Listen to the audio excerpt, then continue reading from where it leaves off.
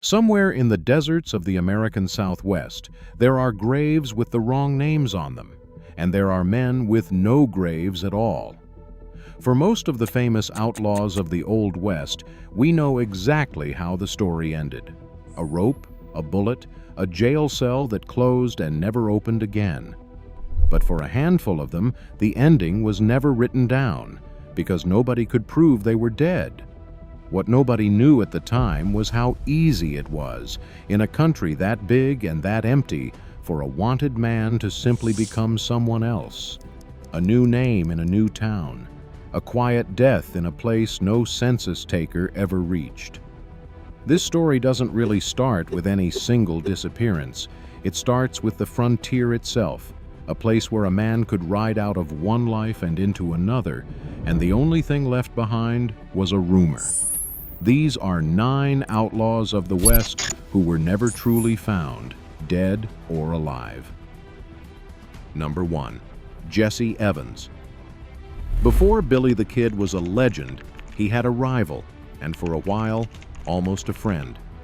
In the New Mexico Territory of the late 1870s, Jesse Evans led a gang known simply as the Boys. They rustled cattle across the dry country around Lincoln, and when the Lincoln County War turned the territory into a low, grinding range conflict, Evans rode on the side against the Kid. He was a working outlaw, the kind who existed in the margins of 100 other people's stories, always armed, always moving. What makes Evans strange is how close he once stood to the most famous name of the era. In the early days, before the war hardened everyone's loyalties, he and Billy the Kid rode some of the same trails and even, by some accounts, drank at the same tables. Then the killing started, and they ended up pointing guns across the same feud. Evans was there in the streets of Lincoln during the worst of it, one more armed man in a conflict that was burning through the territory. The warrants piled up across New Mexico and into Texas. It was in Texas, out in the lonely country near the old adobe fort at Fort Davis, that his luck finally thinned. Evans and his men got into a gunfight with a patrol of Texas Rangers, and when the smoke cleared, a ranger was dead. This was not the kind of thing Texas let go. He was arrested, convicted, and the courts sent him to the state penitentiary to serve out a long sentence behind stone walls. And this is where the trail simply stops. In 1882, Evans was assigned to a prison work detail, the kind that took men outside the walls to labor under guard. One day, he walked away from it. He was somewhere around 29 years old. No recapture, no later arrest, no deathbed confession in some border town years later. The most documented thing about the rest of Jesse Evans's life is that there is no documentation at all. He rode out of the record and left it blank behind him. Number 2. Black Bart. Not every outlaw of the West was a killer. Some of them were closer to performers.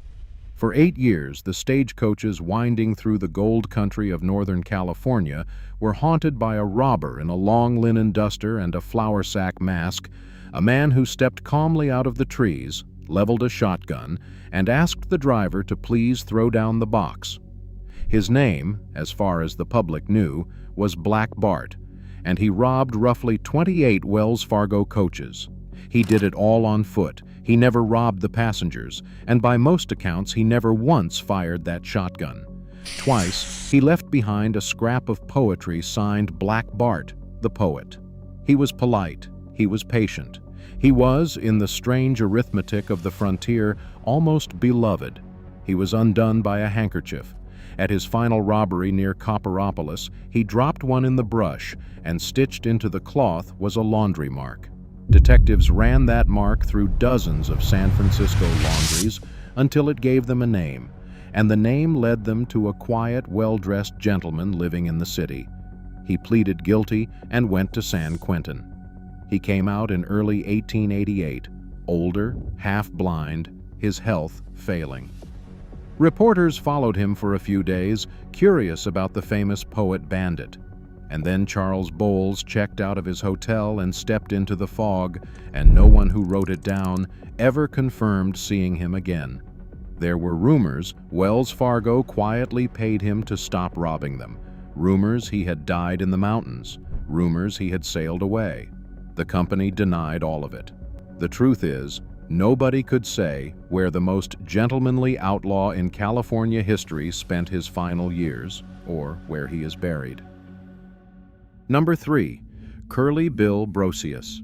In and around Tombstone, Arizona, in the early 1880s, the name Curly Bill Brocius meant trouble. He was a leader among the loose confederation of rustlers and gunmen the newspapers called the Cowboys, the same faction whose feud with the Earp brothers would spill into the gunfight near the OK Corral and everything that came after it. His reputation was cemented one night in 1880 when a pistol in his hand went off and killed Tombstone's town marshal, Fred White. What happened next tells you something about the man. White, dying, insisted the shooting had been an accident and asked that Curly Bill not be blamed for it, and a court agreed. He walked. But in a town already splitting into armed camps, a cowboy who had killed a marshal and lived was never going to be left alone for long. After the Earp's younger brother was ambushed, Wyatt Earp rode out on what history remembers as the Vendetta Ride, hunting the men he blamed. According to Wyatt himself, the ride caught up with Curly Bill at a watering place called Iron Springs in March of 1882. Wyatt said he killed him there, both barrels of a shotgun, at close range. Here is the part that never resolved. No body was ever recovered. In a territory where a dead cowboy of that reputation would have been front-page news, there was no corpse to photograph, no grave to point to. The Tombstone epitaph went so far as to offer a substantial reward to anyone who could produce proof that Curly Bill was actually dead. Nobody ever collected it. For years afterward, people claimed to have seen him alive in other towns, other territories, living quietly under the noise of his own legend. Wyatt Earp went to his own grave insisting he'd done it. The rest of the record just shrugs. Number 4. Pearl Hart. By the end of the century, the stagecoach robbery was already becoming a thing of the past, which is part of what made Pearl Hart famous. In 1999, in the Arizona Territory near Globe, this Canadian-born woman and a partner named Joe Boot stopped a stage and robbed the passengers of a few $100s. The story goes that she handed each of them $1 back, enough to eat on. It was one of the last stagecoach robberies the Old West would ever see. They were caught within days, and Pearl Hart became a sensation. Newspapers called her the Lady Bandit and the Bandit Queen. She gave interviews, she posed for photographs with a rifle, she leaned into the myth while the country ate it up. She was sent to Yuma Territorial Prison, a place built for hard men, and the authorities never quite knew what to do with her. Around 1902, she was released. And that, more or less, is where the documented life of Pearl Hart ends. She toured for a short while, cashing in on her fame, and then the trail fractures into a dozen half-confirmed endings. One account has her marrying under a new name and running a cigar store. Another has her living quietly on a ranch in Arizona, an old woman, well into the 1950s, occasionally admitting who she'd once been. There is no clean record of her death, no agreed-upon grave. The most famous woman outlaw of the frontier managed to do the one thing outlaws are supposed to be bad at. She disappeared and stayed disappeared. If you're finding these worth your time, a subscribe helps more of them reach people who'd enjoy them. Now, back to the frontier, and a case that's older than all the others. Number 5. Joaquin Murrieta. Some outlaws were never found because we're not entirely sure they were ever one person to begin with. In Gold Rush, California, in the early 1850s, the name Joaquin Murrieta spread across the mining camps like a grass fire. He was blamed for a wave of robberies and killings, and he became, almost overnight, a folk figure. To some, he was a monster. To others, a man pushed to violence by what had been done to him and his people in the goldfields. Even the law couldn't keep the story straight. A legislative act authorizing a manhunt named 5 different men called Joaquin. In 1953, a company of California Rangers under Captain Harry Love claimed they'd finally cornered and killed him. As proof, to collect the reward, they preserved a man's head in a jar of alcohol and put it on display. The doubts started almost immediately. People who claimed to know Murrieta said the head wasn't his. His sister, by some accounts, said the same. But the jar toured the state as a paid attraction for decades, a grisly souvenir of a killing no one could verify, until it was reportedly lost in the fires that followed the 1906 San Francisco earthquake. So the one piece of physical proof that Joaquin Murrieta had ever died is gone, and it was never certain in the first place. Whether Harry Love killed the real man, or the wrong man, or a legend that had already outgrown any single body, is a question the frontier kept for itself. Number 6. The Apache Kid. This one still unsettles people because the man at the center of it was, for a time, on the side of the law. The Apache Kid was a white mountain Apache who served as a scout for the U.S. Army at the San Carlos Reservation in Arizona. He was, by the accounts of the officers who knew him, a good one. But a cycle of revenge killings and a tense, confused standoff turned him into a wanted man, and the courts convicted him. In November of 1889, he and several other Apache prisoners were being transported by wagon toward Yuma. Somewhere along the road through the Arizona hills, the prisoners overpowered their guards. The sheriff escorting them was killed, along with a guard, and the Apache Kid escaped into the country he knew better than any lawman alive. He was never recaptured. Not the next year, not the next decade, not ever. For a long time afterward, almost any unexplained raid or killing across Arizona and into New Mexico got hung on his name, whether he was anywhere near it or not. He became a ghost the territory used to explain its fears. Some later stories say he died of illness deep in the Sierra Madre of Mexico. Others insist he lived for many more years, quiet and unseen. Arizona kept a reward on him long after there was any real trail to follow. There is no body, no confirmed date, no grave, just a man who walked off a wagon road and into the mountains and stayed there in the imagination of a whole territory. Number 7. Kid Curry. Of everyone in Butch Cassidy's Wild Bunch, Harvey Logan, the man they called Kid Curry, was the one the others were afraid of. Where Butch charmed and Sundance calculated, Kid Curry was the gunman, the one with the shortest fuse and the longest list. After the gang scattered under the relentless pressure of Pinkerton detectives and railroad money, Kid Curry kept working. In 1904, a train robbery near Parachute in western Colorado went wrong. A posse cornered the robbers, and in the exchange of gunfire, one of the men was wounded. Rather than be taken, he put a pistol to his own head. The authorities buried him and identified the body as Harvey Logan. And almost immediately, people who had reason to know started saying it wasn't him. This decision to close the case seemed small at the time. It wasn't. Some of the very Pinkerton agents who had chased Kid Curry for years were reportedly unconvinced the dead man was their man. Rumors spread that Kid Curry had slipped away, that he'd gone south to join Butch and Sundance in South America, that the grave in Colorado held a stranger. The case was officially over. Whether it was actually over is something the record never quite confirmed. Number 8. The Sundance Kid, which brings us to South America and the two most famous vanishings of them all. Harry Longabaugh, the Sundance Kid, and his partner had run out of country in the United States.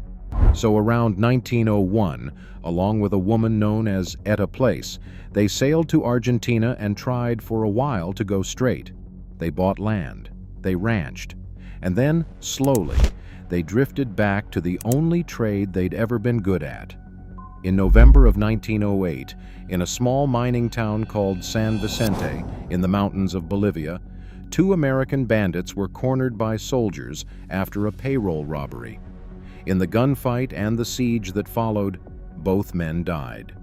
The official story, the one that made it into every book and every film, is that this was Butch and Sundance going down together at the edge of the world. But the men were buried in unmarked graves, and no one at the time conclusively identified either body as Harry Longabaugh. There was no photograph matched, no fingerprint, nothing that would satisfy a modern investigator. In the years that followed, people back in the United States claimed to have met him, older and quieter, long after he was supposed to be lying in that Bolivian cemetery. The real question isn't whether two outlaws died at San Vicente. Two men almost certainly did. The question is whether one of them was really the Sundance Kid, and that question has never been closed. Number 9. Butch Cassidy. And finally, the man whose disappearance is the most famous of all because his own family refused to let it stay a death. Robert Leroy Parker, the outlaw the world knows as Butch Cassidy, was the leader of the Wild Bunch, the charming one, the planner, the man who reportedly went his whole career without killing anyone in a robbery. Officially, he died beside Sundance in that courtyard in San Vicente in 1908, except his sister never believed it. Decades later, Lula Parker Bettinson wrote that her brother had come home, that in 1925, Butch quietly walked back into the family's life in Utah, sat down at the table, and told them he'd survived South America and built a new life under another name. By her account, he lived until 1937 and died an old man, far from any wanted poster. She wasn't the only thread. For years, a man in Spokane, Washington, named William T. Phillips, claimed, or was believed by some, to be Butch Cassidy living out a quiet second life, and he even left behind a manuscript about the outlaw's exploits. Later researchers picked that theory apart and suggested Phillips was someone else entirely. And when investigators finally exhumed remains from the graves in San Vicente to test them, the DNA didn't match Butch or Sundance either. So the grave in Bolivia may hold the wrong men. The man in Spokane may have been an imposter, and the sister's story may be a family's love rewriting an ending it couldn't accept. All three can't be true. But here's the strange part. None of them have ever been ruled out. So where does that leave us? 9 outlaws, and not one clean grave among them that everyone agrees on. It's tempting to want an answer for each, to decide once and for all who lived and who died and who was buried under a lie. But maybe the more honest thing is to notice what these stories have in common. They all happened in a country that was, for one brief window, big enough and loose enough to swallow a person whole. A place where a wanted man could ride past the last telegraph line and simply stop existing, on paper, forever. We remember the West as a place of showdowns and certainties, of clear endings at high noon. But its real signature might be the opposite, the unmarked grave, the reward nobody claimed. The old man on a porch somewhere who never quite explained where he'd been. Somewhere out there, in the record we kept and the record we didn't, the truth about these 9 is sitting quietly, unbothered by our need to know it. And after all this time, that might be the most fitting ending the frontier could give them. Not a verdict, just an open question and a lot of empty country to hide the answer in. If you'd like to sit with more stories like these, the channel is full of them. Take care, and I'll see you in the next one.